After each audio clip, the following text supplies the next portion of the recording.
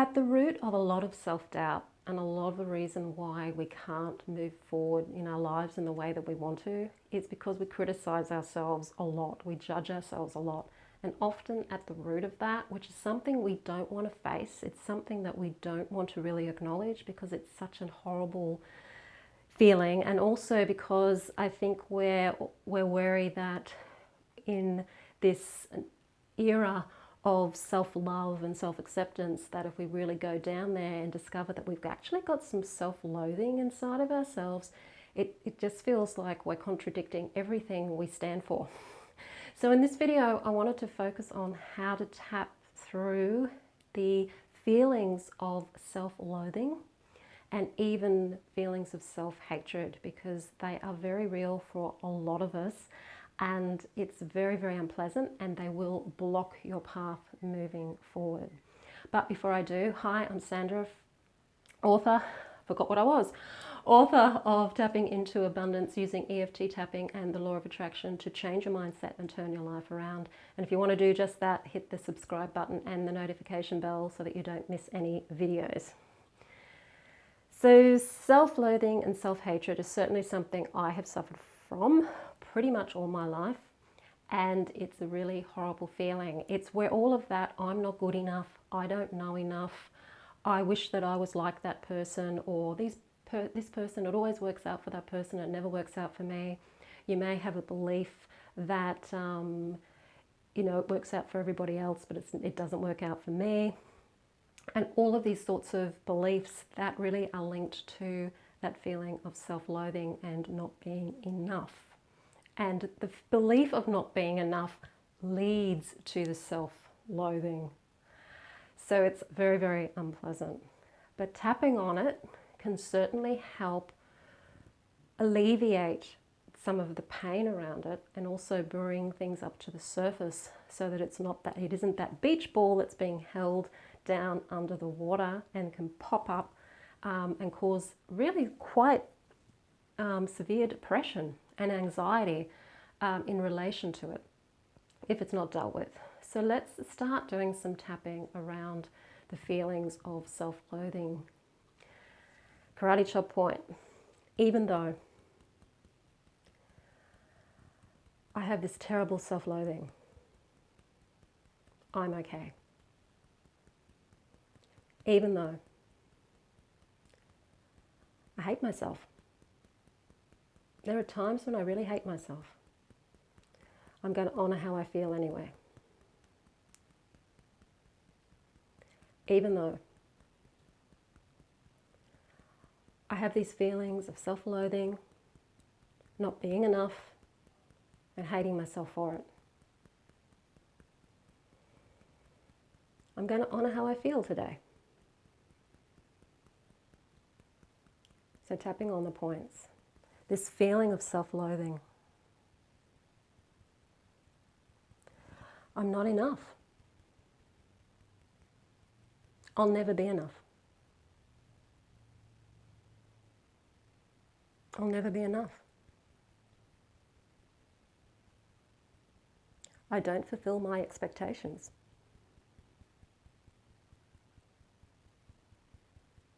I don't want to be like myself. Why can't I be like him or her? They have all the good things going for them. They're outgoing. They're confident. Things always work out for them.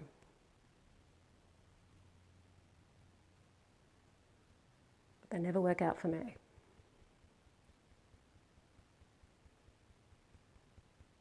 Sometimes I really hate myself.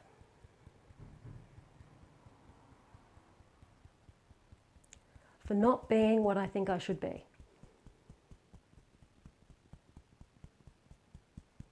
For not achieving what I think I should be achieving.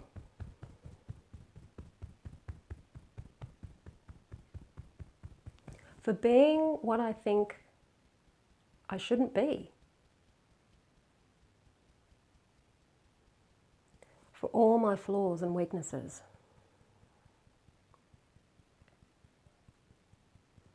not fair. It just doesn't feel fair. These expectations. I have all of these expectations that I should be a certain way, that I should achieve certain things. But is this even real?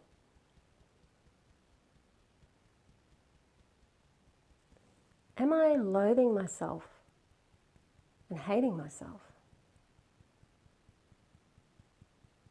over something that isn't even real? Why do I want to be different? Why do I think I should be different? Where did I learn this? Where did I learn to hate myself?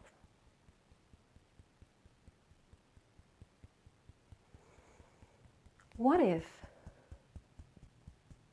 I'm barking up the wrong tree? What if I'm expecting things of myself that aren't fair? What if I just need to get to know myself more?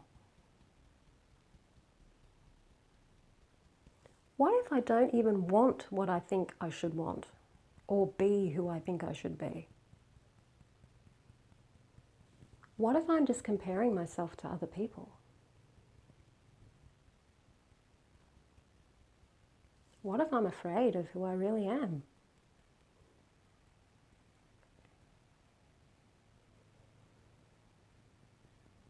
What if I could accept who I really am? What if I could learn to accept myself? What if I could take the challenge and be courageous enough to like who I am, even if I'm not who I think I should be? What if the moment I accept who I am is the moment everything changes? Maybe I'm not where I want to be because I think I should be someone else.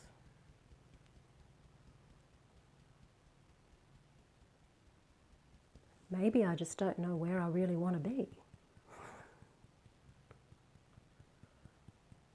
What if where I am is perfectly fine for now?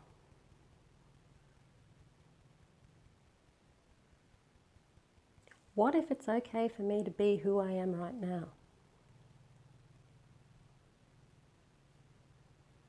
What if I am evolving and growing all of the time?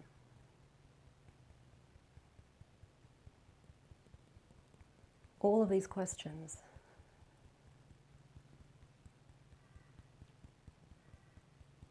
Okay, take a deep breath and letting it out. I found that with this kind of tapping, it's really about asking a lot of questions and a lot of what ifs and figuring out, is the reason that I'm loathing myself because I'm trying to be someone else, or I think I should be who I'm not, or I think I should be a certain way, and I'm actually, what I'm doing is not exploring who I really am, and in that exploration of who I truly am, finding my strengths that can carry me towards fully being able to embrace the things I really want to embrace in life. That there's a fear there of who I really am, and the challenge of maybe taking a road less traveled in order to be able to have that fulfilling life. So see that sense of self-loathing as being a pinching off from who you really are, and that it's really about you being able to explore what you really, really love, what you really enjoy doing, who you really are, warts and all, shadow and all, and carving out a path that allows you to embrace who you really are, as difficult as that path may seem to be to fulfill, because it may be a path that is less traveled. It might be doing things most people don't do. It might be, if you're an introverted person or if you're somebody who's less social, it may be embracing that. You know, it may not be a case of, I've got to learn how to be more extroverted, or I have to learn how to be more social. It might be a case of you accepting who you are and then going from there and looking at what you're really wanting and making changes in your life that you may be afraid to change, but will actually help you be who you really are. Because that self-loathing is really just you being pinched off from you. And what that's the call to action there is for you to go and do some exploration about what it is you don't like about yourself.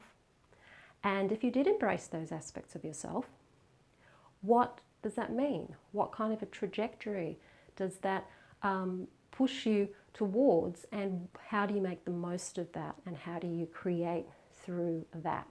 I know one of the things that I found that I criticize myself most about is that I'm not an outgoing person. I am a very strong introvert. I'm not particularly social. I don't have a large social group. And I do have a lot of urges for creating, but a lot of the things that I enjoy creating are things that I like creating on my own. I'm not necessarily creating a lot of stuff with other people, although I have done a lot of that in my past, particularly in the arts. But accepting that I am an introvert, that I'm not going to be out there going out and networking a lot. It's not part of my personality. And being very choosy about when I do that, and being able to tailor my lifestyle around my more introverted nature. Now that's not easy. It's not easy doing that because the majority of the population are extroverted. So if you are an introvert, you'll understand that. But if you're an extrovert, there may be things about yourself that you find that if you are more introverted might be more helpful. And so you may be beating yourself up because you're not able to spend that time with yourself more. It's really just understanding who you really are and learning what sort of skills you may need to learn. I certainly had to work a lot with social skills because I wasn't really taught them when I was growing up, and so I had to learn them. And being, again, an introvert who struggled a lot with social anxiety, that was a really, really hard thing to do. So yeah, do explore who you really are and learn to start to accept who you are, as difficult as it may be, and finding ways that you can navigate your way in the world in the way that you are naturally. Learn what you need to learn.